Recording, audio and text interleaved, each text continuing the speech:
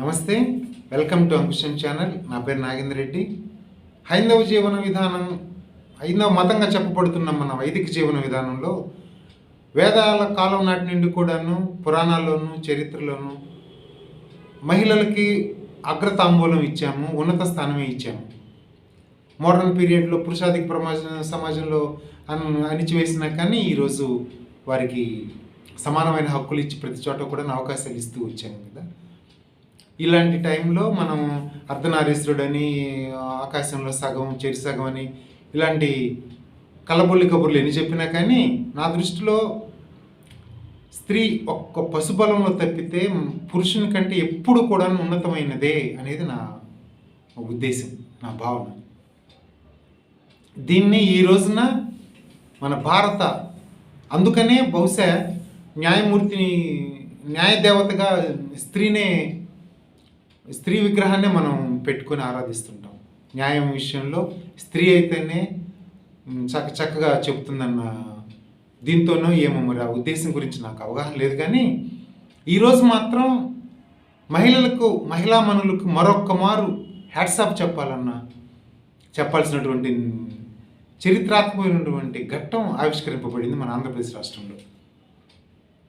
మనందరికీ జడ్జిల్ని మన అందరం కూడా గౌరవిస్తాము, గౌరవించి తీరాలి. రాజ్యాంగం ప్రకారం ఖచ్చితంగా వారిని వ్యక్తిగతంగా మనమే విమర్శించకూడదు.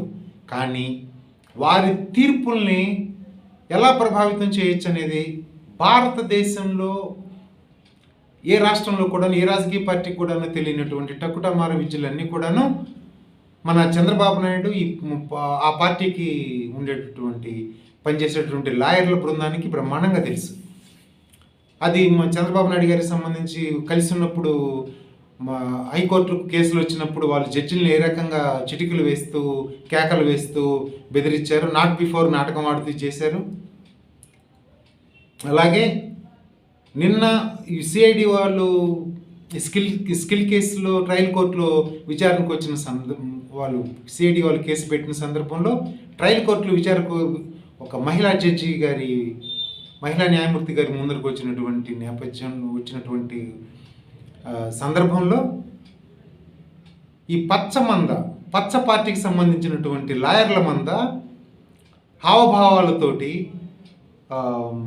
దురుసుగా మాటలతోటి, దురుసు ప్రవర్తనతోటి, బాడీ లాంగ్వేజ్ తోటి ఏ రకంగా ఆ కోర్టు ఆ చుట్టుపక్కల ఎట్లాంటి హల్చల్ చేశారో, ఏ రకంగా బెదిరించే విధంగా ఒత్తిడి తీసుకొచ్చారు, ఇన్ని రకాలుగా మానసికంగా ఒత్తిడి తీసుకొచ్చారు, మనందరం కూడా చూసాము.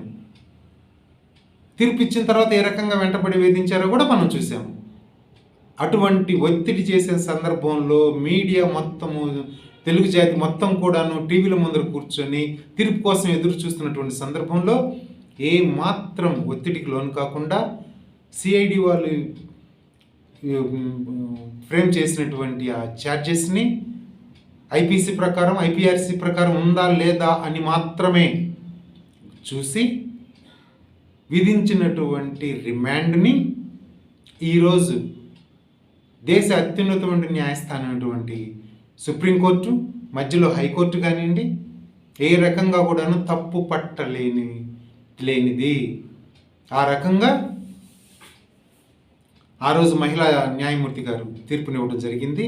మళ్ళీ అలాగే హైకోర్టులో ఈ 17A కానివ్వండి, ముఖ్యంగా బెయిల్ పిటిషన్ ఒక మహిళా న్యాయమూర్తి ముందరికి విచారణకు వచ్చినటువంటి సందర్భంలో ఏ రకంగా నాట్ బిఫోర్ ఉన్నటువంటి నాటకాన్ని నడిపి ఆ మహిళా న్యాయమూర్తి గారి నుంచి కేసును తప్పించి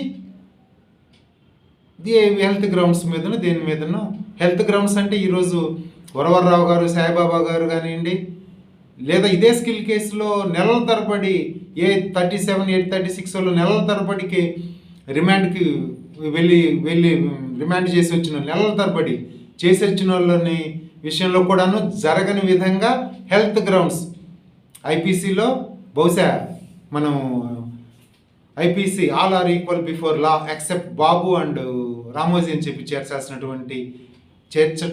చేర్చుతారేమోనని మనం ఆలోచిస్తున్నటువంటి టైంలో మహిళా న్యాయమూర్తి గారు అక్కడ కానీ ఇక్కడ కానీ ఈరోజు ఆఖరికి సుప్రీంకోర్టులో చంద్రబాబు నాయుడు గారు, రామోజీరావు గారి కేసులలో ఈ రోజు వరకు కూడాను శ్రీరామ రక్ష పొందుతూ ఒక కవచంలాగా కాపాడుకుంటూ వస్తున్నటువంటి రమణ మహర్షి పదవిలో లేకపోయినా కానీ ఎంతోమంది ఎన్నో తీర్పుల్ని ప్రభావితం చేయగలుగుతున్నాడు. వీళ్ళకి సంబంధించినటువంటి వాటిలలో అటువంటి బ్యాక్డ్రాప్లో 17 ఏళ్ళలో భిన్నమైన తీర్పులు వచ్చినప్పటికీ ట్రయల్ కోర్టు దగ్గర నుంచి హైకోర్టులో న్యాయమూర్తి గారు తప్పుకున్న దగ్గర నుంచి ఇక్కడి వరకు కూడాను ప్రజలు హర్షించేది జడ్జిల విచక్షణే కాదు, ఒక కామన్ మ్యాన్ విచక్షణకు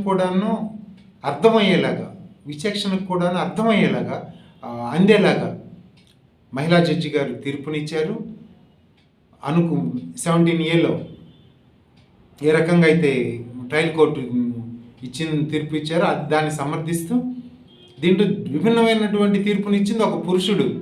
ఇక దాని గురించి మనం మాట్లాడకూడదు జడ్జి గారిని జడ్జిమెంట్ గురించి, కాబట్టి అక్కడ ఆగుతున్నాను. కానీ ఇటువంటి ఒత్తిడులకు కానటువంటి నేపథ్యం ట్రయల్ కోర్టు జడ్జి గారు, మహిళా న్యాయమూర్తి గారు హైకోర్టులో తప్పనిసరి పరిస్థితుల్లో కోర్టులో విచారణ నుంచి తప్పుకున్నటువంటి మహిళా న్యాయమూర్తి గారు ఈరోజు సుప్రీంకోర్టులో మహిళా న్యాయమూర్తి గారు, వీళ్ళందరూ కూడా మహిళలు అవ్వటము, వీరందరూ సమక్షంలో న్యాయ దేవత